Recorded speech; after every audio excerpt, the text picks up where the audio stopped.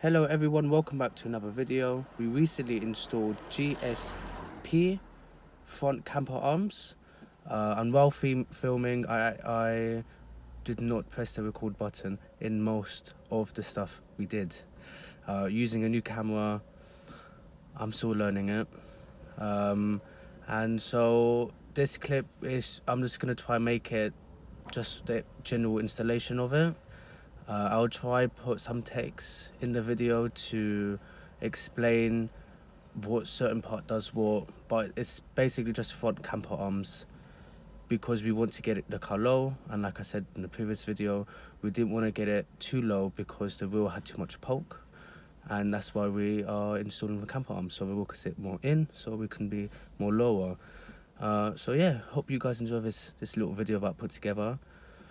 Enjoy.